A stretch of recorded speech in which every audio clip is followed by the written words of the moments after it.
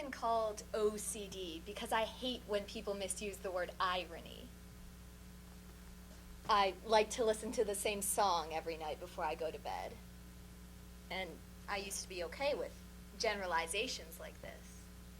Now I realize that just because I like to stand in the exact middle of the floor doesn't genuinely mean I'm suffering from obsessive compulsive disorder. I'm sure many of you have heard a friend say something like, "I'm so OCD," or "Oh my God, that's so bipolar," when she's just having an order-filled or emotional day. And she's not alone. According to the Kaiser Family Foundation, in 2013, the average American was on 12.3 prescriptions. This number has a serious connotation. The push to find an immediate solution, the symbolic offering of the purple pill, or in this case, the literal prescribing of multiple purple pills, has itself become an ailment in our culture. We as a culture have access to thousands of sites like WebMD proclaiming their diagnoses, and we tend to accept them as true, leading to our habit of being inclined and willing to label rather than examining the intricacies of a problem. Instead of OCD, we need to be talking about OSD, or our tendency for over-self-diagnosis. To examine this concept, we must look at the litany of diseases Americans diagnose themselves with, the multitude of fix-all solutions and the problems that ensue, and the possible remedies for this labeling crisis. Part of the reason the quick fix is emphasized in our culture is because of our excessive self-criticality. We're consumed with thoughts of finding out what we're doing wrong. A study by the Harris Interactive Company demonstrates that 74% of workers would consider finding a new job and 32% are actively looking. Yes, job dissatisfaction is normal, but there's no magic perfect opportunity waiting with the 26% on the other side. These numbers indicate that the vast majority of people are dissatisfied with a major part of their life, always striving towards something basically unattainable. Our desire to become the perfect person is impractical at best, but we still attempt to make it happen. We love to toss around the word perfectionism in casual conversation, constantly accusing others of being a perfectionist, wanting everything to be a certain way. This may be the one case where generalizations such as these are actually justified for a vast majority of people. Dan Caviccio, licensed counselor, observed that some of the statements perfectionists feel are things like, "I need to do this work to show people I'm capable," or "being a success at this task will demonstrate my usefulness in life." In our culture, there's a push to be the best, rise to the top, improve ourselves to the extent we aren't recognizable. A prime example of this is the physical trait so prized. We're never tall enough or skinny enough or successful enough to measure up to the ideals we see everywhere. As I read an article about our society's perfectionism, I noticed the 3 recommended articles: 15 terrible snacks for weight loss, 12 signs you're too passive-aggressive, and how to get a dancer's body.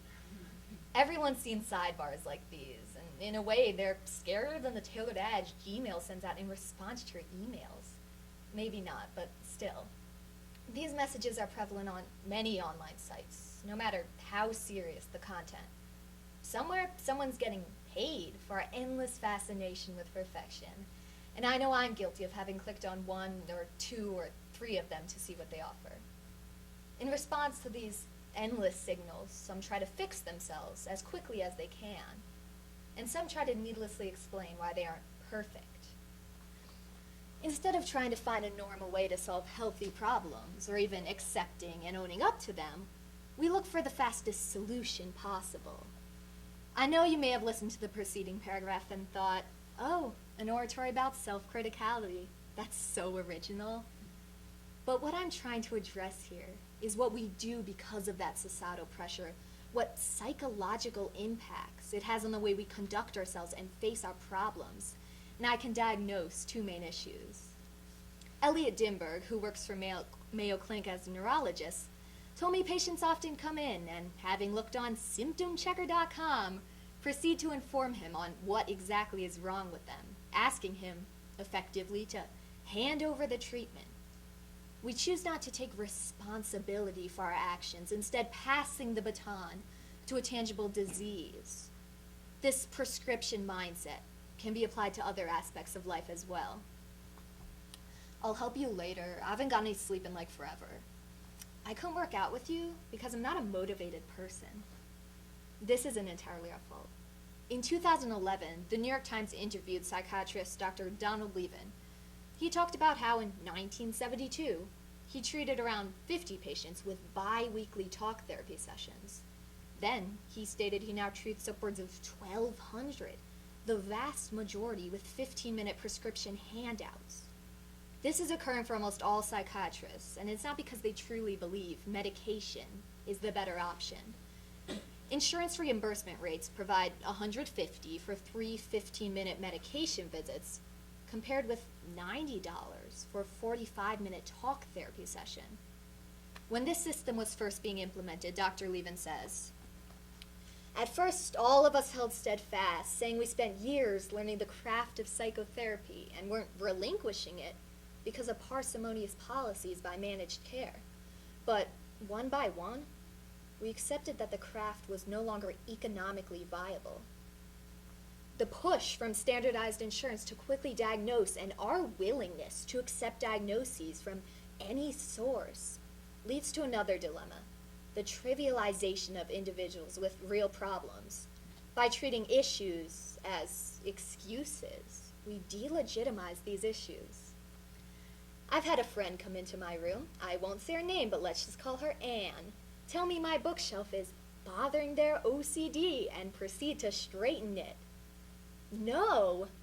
Obsessive-compulsive disorder involves compulsions, often irrational and debilitating, to perform a certain action, and simply wanting it to be neat is not a compulsion. People like Anne who falsely label themselves not just OCD, but in any way, are playing a part in minimizing the hardships individuals with real problems can face. The first step towards fixing this labeling epidemic is simply acceptance, something that doesn't come naturally for most people. Not just of others, although that is important, but acceptance of personal character traits that can't always be explained away. I'll elaborate. The premise of so many movies and books and TV shows is a character who's led astray by a peer, an addiction, or a party, or Regina George. It's always something else, never really the fault of the individual themselves. Sure, sometimes they learn a lesson, but more often than not, they simply decide to remove themselves from an influence, as if they've done nothing wrong. I propose a new type of solution, which begins with realization and acceptance that wrongdoings can't always be blamed on another person or concept. Obviously, acceptance is not enough if we can't change as well, and change in the right ways. Too often we choose to change our medications instead of our actions, but here's a sobering fact. According to the CDC, deaths from prescription drug usage have multiplied by 117% from 1992 to 2012, and they are now the leading cause of injury and accident-related death in the United States. These numbers demonstrate the way our culture is veering towards labeling, because to be used, drugs must first be prescribed and given. And quick-fix solutions, we consume what we are given and want more. A quick-fix solution can be incredibly addictive, whether it's clicking on one of those ads, deciding to cheat on a test, or hanging out with the plastics. Instead of deferring to all these seemingly perfect solutions, we need to learn how to find a way to change self-behaviors we aren't happy with. For many of us, it'll be hard to escape the ever-present quick fixes, but learning how to work towards a solution or goal is vital. We've just examined the problems, causes, and some solutions for our overprescribing and self-diagnosis syndrome. So let's talk about Anne. I can happily tell you that today not only has she stopped using generalized stereotypes in conversation, she's also working on changing the way she faces challenges in life, relatively successfully. So just remember, it's OSD, not OCD. if we can all find a way to stop constantly diagnosing and accepting only the solution handed to us, our society can collectively realize we all have the ability to better ourselves, even without a magic pill.